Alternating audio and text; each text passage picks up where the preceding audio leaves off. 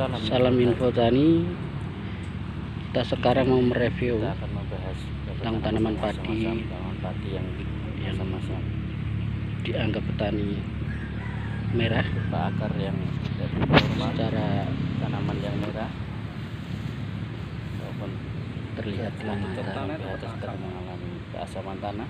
Apakah ini disebabkan oleh lahan bakteri atau faktor tanah ataupun dengan atau virus? aplikasi pupuk dolomit Maka ikuti terus atau dengan dengan aplikasi zeolit.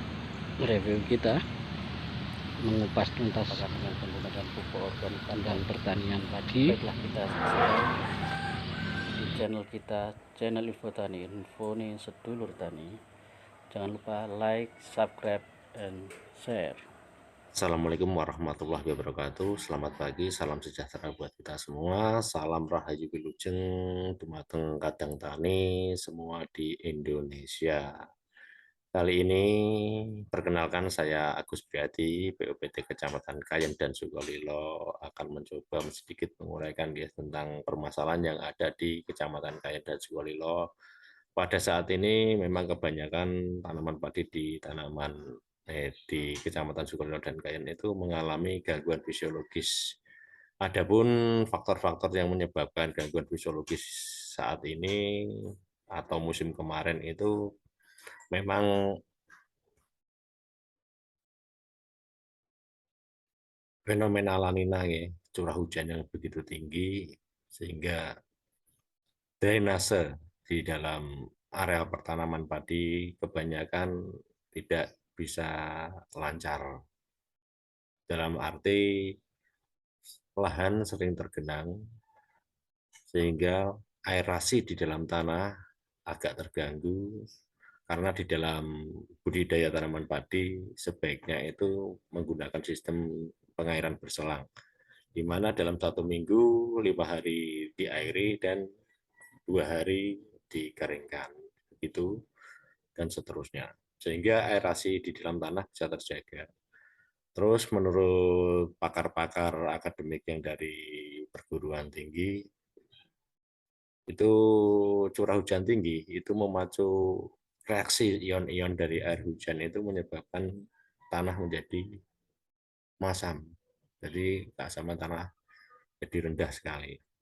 Untuk itu, dan mungkin dengan penggunaan bahan kimia yang luar biasa dari semua para petani, itu bisa menyebabkan mikroorganisme atau ekosistem di dalam tanah kita, dalam tanah yang untuk budidaya tanaman padi itu sudah tidak seimbang atau sudah tidak normal.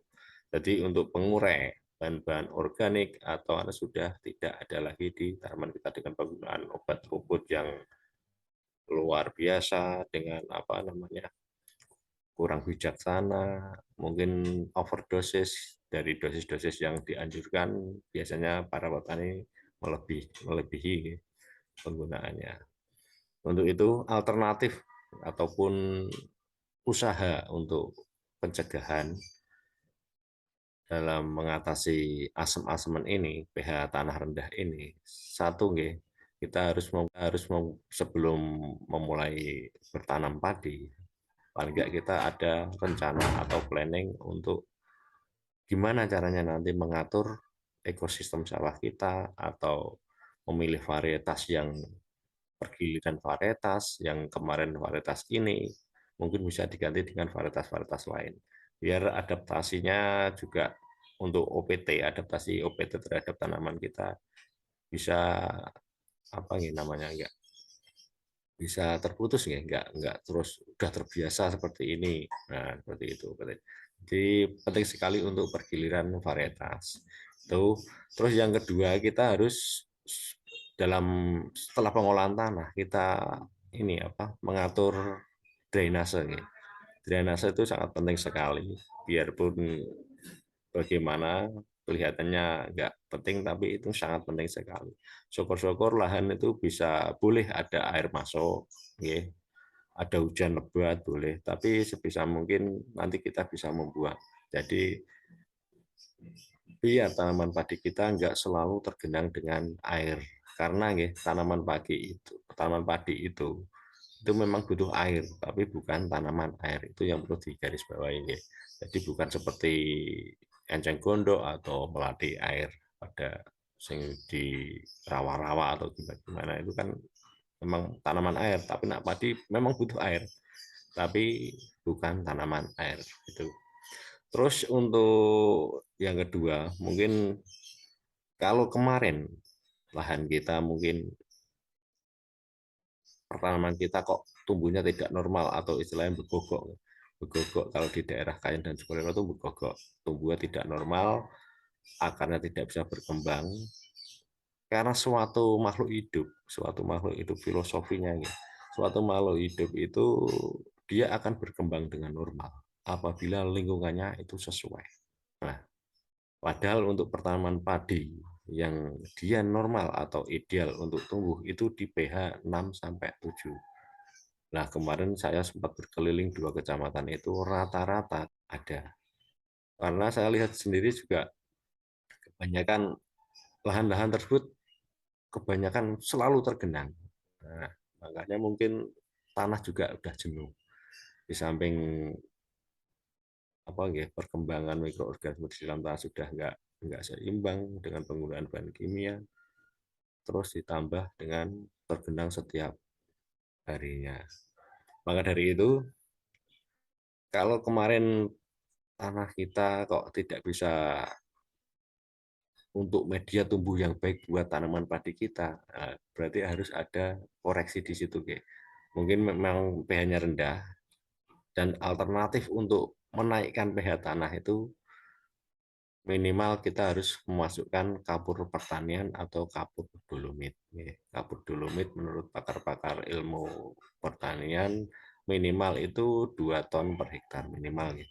Andaikan tanah kita kok rendah banget atau pH-nya rendah banget, kita harus lebih dari 2 ton, mungkin sampai 4 ton gitu nggih. Nah, kita menggunakan kapur pertanian cuma sekarung 2 karung nggih. Ya, nggak apa-apa, tapi kan mungkin hasilnya kurang ideal, kurang optimal gitu. Terus lanjut lagi itu kapur dolomit. Terus yang ketiga mungkin dengan penambahan dekomposer. Kita kembalikan lagi mikroorganisme yang ada di dalam tanah dengan penambahan dekomposer yang ada mikroorganismenya, mungkin bisa untuk menguraikan nanti kandungan-kandungan organik bisa terurai oleh mikroorganisme tersebut, sehingga nanti bisa menyiapkan unsur hara biar siap siap pakai, istilahnya siap pakai untuk tanaman yang akan kita tanam, sehingga nantinya tanaman kita saat butuh makan dia sudah disiapkan oleh pengurai-pengurai yang ada di dalam tanah begitu. Terus yang keempat selanjutnya bisa dengan menggunakan ini Pak, apa namanya? Zeolit aktif. Zeolit aktif itu sejenis batuan vulkanik yang prosesnya udah berpuluh-puluh bahkan ratusan jutaan tahun yang secara alami, nah itu diaktifkan kembali, disinyalir atau dipercaya bisa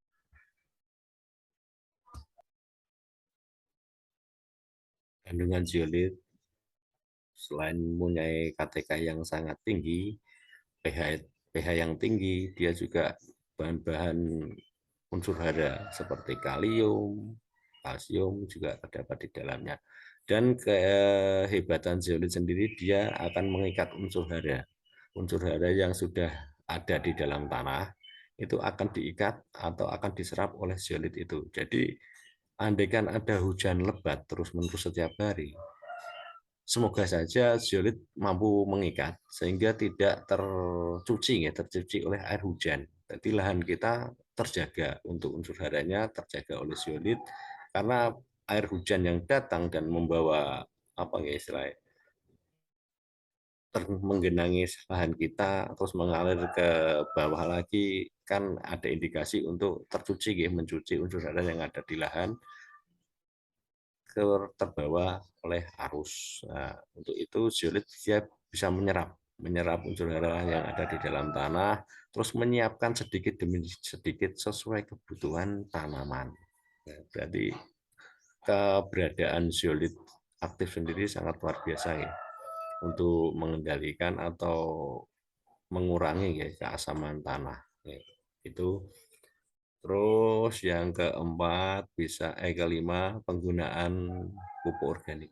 Ya, jangan lupa nih pupuk organik. Pupuk organik itu sangat luar biasa karena ya gimana lagi tanah kita di Indonesia lah rata-rata itu enggak di dua kecamatan ini di Indonesia itu rata-rata memang sudah tidak baik-baik saja. Ya, tidak.